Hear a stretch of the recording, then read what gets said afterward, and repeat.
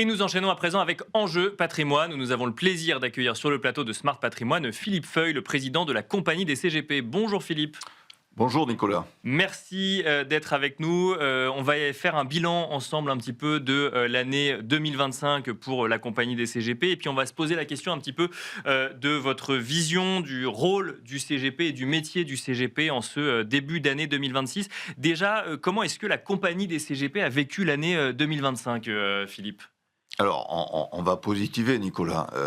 Déjà, en nombre d'adhérents, effectivement, nous avons une augmentation relativement importante pour l'ensemble des associations.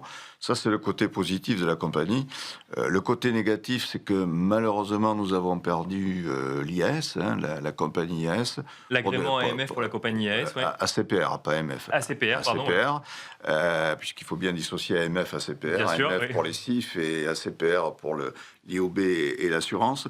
Pour une question de représentativité, je dis tout simplement que c'est une loi qui a été très mal faite, avec un problème évident de communication de terrain. C'est comme ça n'empêche pas que nous continuons à avancer. N'oublions pas que nous avons beaucoup de CIF qui sont à la compagnie, qui y restent bien évidemment, et qui sont en même temps qui ont l'activité assurantielle. Bien sûr. Donc on continue à avancer, on continue à se développer.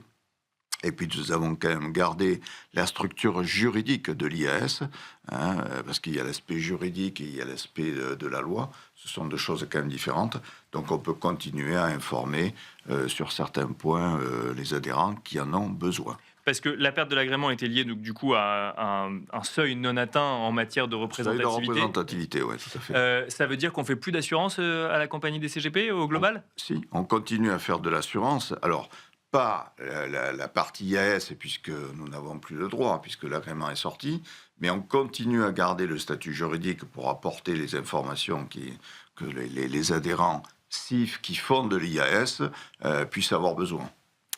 Comment est-ce que vous abordez à la compagnie des CGP, Philippe, le début d'année 2026 face aux différents enjeux auxquels font face les CGP? Je pense, alors évidemment, il y a les enjeux d'investissement, il y a les enjeux au niveau européen, en matière notamment de modèle économique qui a été remis en cause à un moment par la Retail Investment Strategy. Finalement, le sujet semble plutôt écarté à l'heure actuelle, en tout cas dans la dernière mouture de l'accord qui a été signé en fin d'année dernière. Ben écoutez, enfin, décembre 2025, avec le poids, il faut le dire quand même, de la France et de l'Allemagne qui ont pesé de tout leur poids, nous avons effectivement le système de commissionnement qui est maintenu. Alors vous savez qu'il y avait également la problématique de value for money, qui est un ratio entre la performance du contrat et les frais qui peuvent être engagés par rapport au client. Mais aujourd'hui, l'équilibre est fait dans ce sens. Et toutes les UC qui avaient des coûts et des frais de gestion relativement importants ont été sortis. Et donc aujourd'hui, on a trouvé l'équilibre. Et surtout, nous avons effectivement eu le plaisir de voir que enfin les commissions étaient donc maintenues et sauvées dans ce sens. Il ne faut pas oublier que d'ailleurs, je le précise, mais ça nous a permis, lorsqu'il y a eu la crise du Covid, de pouvoir continuer à accompagner nos clients et à pouvoir pérenniser l'ensemble des sociétés qui sont les nôtres. Donc je pense qu'il y a toute une chaîne économique dont on pourra d'ailleurs peut-être parler tout à l'heure, qu'il ne faut pas oublier. Dans une chaîne économique, tout le monde, à des niveaux différents, sont quand même aussi concernés par ce système financier. Mais bon, c'est sauvé, c'est la bonne nouvelle. Ce que vous dites, c'est qu'effectivement, il y a un modèle économique du monde des conseillers en gestion de patrimoine à l'heure actuelle qui fonctionne aussi avec ces rétrocommissions, et ça a permis de sauver au moment du Covid, c'est-à-dire c'est qu'on a continué à travailler via ce... Absolument. Absolument, ça a permis de continuer à la fois d'apporter un accompagnement, une proximité, un suivi auprès des clients. Imaginez demain, vous n'avez plus de sources de rémunération qui permettent effectivement de pérenniser la société, ben forcément les sociétés périclitent complètement. Donc ça a permis effectivement de stabiliser, d'apporter le conseil auprès des clients. Et ce sujet de value for money, cette idée que du coup maintenant il faut qu'il y ait un ratio entre la performance pour le client et les coûts associés finalement au conseil, là aussi ça vient harmoniser, peut-être améliorer la manière dont on fait son métier aujourd'hui. C'est-à-dire qu'il y avait peut-être effectivement des frais de gestion qui étaient à revoir pour certaines sociétés ou certains fonds, qui aujourd'hui n'ont plus lieu, comme je l'expliquais tout à l'heure, mais qui permet de trouver un rapport, un équilibre, une équité entre d'un côté la performance du produit et sa rentabilité Bien pour le sûr. client, et puis les frais que ça peut engager. Parce que moi, je veux bien, si vous voulez tout entendre, on pourrait également parler des actifs et des passifs. On pourrait Gestion aborder. passive, gestion active, Voilà, d'accord. absolument. Aujourd'hui, il y a quand même toute une chaîne économique humaine qui est concernée. Alors, je ne suis pas contre les machines, je ne suis pas contre l'IA, je suis pour le progrès, mais je pense qu'il faut faire quand même très attention.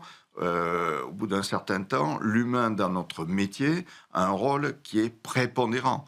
Et ça, il ne faut pas l'oublier. Et alors justement, ça amène une question que je voulais vous poser, Philippe Feuille, c'est comment est-ce qu'on fait son métier de CGP face à des collectes croissantes en matière d'ETF et de gestion dite passive. Comment est-ce qu'on justifie son rôle et son accompagnement quand on voit effectivement que beaucoup se contentent d'investir sur des ETF MSCI World, par exemple? J'entends votre question.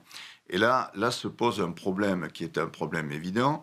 Je le répète, d'un côté, nous avons donc un système humain avec effectivement ce que l'on peut considérer une gestion active, et de l'autre, nous avons une gestion passive où effectivement on retrouve tout ce qui peut être ETF. Donc forcément, les marges de rentabilité ne sont pas les mêmes, puisque Oui, lorsque il y a vous moins de avez frais une sur les machine, il y ETF. a moins de frais, etc. Et donc le client a tendance à se porter naturellement vers ce genre de produit. La seule chose qu'il ne faut pas oublier, c'est que nous avons un équilibre humain, un accompagnement client et l'aspect généraliste de notre profession, parce qu'il ne faut pas oublier que nous ne sommes pas uniquement sur une activité de conseil en investissement, on intervient tant sur le plan patrimonial, fiscal, juridique, familial, etc. Bien sûr. Et donc tout ça fait que vous pouvez avoir les meilleurs produits du monde. Si en face, vous n'avez pas un interlocuteur en professionnel qui s'identifie et qui va pouvoir vous suivre pendant un certain nombre d'années, là va se poser le problème. Donc, il faut trouver cet équilibre, au même titre que l'on peut trouver cet équilibre avec l'IA, c'est-à-dire savoir travailler avec et pas contre, et justement pour essayer d'optimiser, notamment par rapport à la réglementation et toutes les contraintes que l'on connaît, qui sont un avantage pour la profession parce que ça nous permet d'être crédibles par rapport à tout ça, mais de gagner du temps. Donc le système de l'IA peut nous y aider. Donc c'est des outils en plus pour le conseiller en gestion de patrimoine, et il faut composer avec. C'est une nouvelle manière de faire son métier aussi. C'est ça, tout à fait. Mais l'humain reste au cœur du réacteur.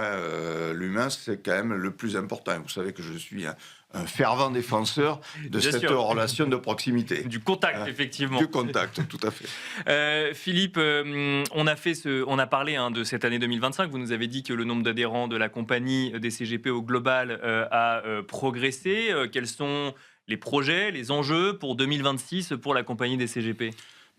La compagnie CGP continue à progresser à plein de niveaux. D'abord, nous avons une société de formation qui apporte effectivement sa valeur ajoutée avec notamment pour les IAS, ceux qui ne sont plus à la compagnie mais qui sont ailleurs, qui veulent continuer à bénéficier de cet accompagnement personnalisé. Nous avons mis en place des formations également, nous n'en parlons pas là maintenant, mais sur les cryptoactifs. Alors, il faut savoir que les CIF n'ont pas le droit, aujourd'hui, tel que la loi est faite, de travailler, mais il n'empêche d'avoir une culture générale, une relative connaissance et une formation, parce que nos clients nous posent des questions, donc d'être en mesure de pouvoir répondre. Ça ne veut pas dire que nous allons les accompagner. Non, bien sûr, mais ça veut dire qu'il faut savoir de quoi on parle quand on parle de cryptoactifs, quand les clients viennent avec des questions sur le sujet. Qu'on ait un minimum de connaissances et de pouvoir répondre. Et D'accord. après, le client fait ce qu'il veut, puisque là, ce n'est pas notre sujet. L'autre sujet qui me paraît être important aussi, ce sont des modules de formation personnalisés que nous avons mis en place pour faire évoluer, et notamment pour la compagnie IMO et aussi pour la compagnie IOB. Nous avons mis des formations spécifiques pour faire évoluer le niveau de compétences des personnes qui font que de l'IOB. D'accord. Il y a des synergies interprofessionnelles parce que là aussi, IOB, c'est je dirais... IOB, c'est IOBSP, hein, c'est Et ça? OBSP, Ouais. tout à fait. C'est une compétence à multiniveau. Vous ne travaillez pas le pro comme vous pouvez travailler le particulier. Donc, il y a des réflexes à acquérir, il y a des formations spécifiques à avoir, et donc il y a des synergies interprofessionnelles qui se mettent effectivement en place. Donc, Mais ça revient d'ailleurs sur ma question de comment est-ce qu'on fait son métier début 2026. Ça veut dire qu'on travaille plus en interprofessionnalité bien avec sûr. les autres, ou en tout cas on se forme sur les expertises des autres, même si on leur laisse évidemment le... Je pense que c'est indispensable aujourd'hui, c'est-à-dire que d'être entouré avec un expert comptable, un avocat, un notaire, en fonction des clients bien sûr, et nous, au cœur de ces compétences-là, ça permet effectivement de rassurer le client et d'apporter des conseils divers qui vont permettre de pouvoir faire des échanges qui vont être constructifs, positifs et sur lesquels nous allons pouvoir travailler sur du long terme. Aujourd'hui, celui ou celle qui reste complètement dans son coin et qui pense détenir la vérité, ben moi je ne la détiens pas, ça c'est sûr. Je pense que le degré de synergie est important au niveau interprofessionnel. Donc on se forme, on travaille ensemble et on Voilà. essaye de maintenir un contact humain, c'est ça, avec, Vous avez avec les bien gens qu'on résumé, accompagne. Nicolas. Vous avez tout à fait bien résumé, absolument. Voilà la manière Voilà. effectivement dont on fait son métier début 2026 en prenant en compte les différents enjeux qui arrivent en lien avec les nouvelles technologies. Merci beaucoup Philippe Feuille de nous avoir accompagnés Merci, sur... juste une précision peut-être. Nous avons aussi nos séminaires et nous avons notre convention qui cette année sera décentralisée et qui sera à Lille, à Lille. Merci Philippe Feuille, qui sera quelle date? au mois de juillet, début juillet. Début juillet. Je rappelle que vous êtes président de la compagnie des CGP. Merci beaucoup. Merci à vous également de nous avoir suivis. On se retrouve tout de suite dans l'œil de l'expert.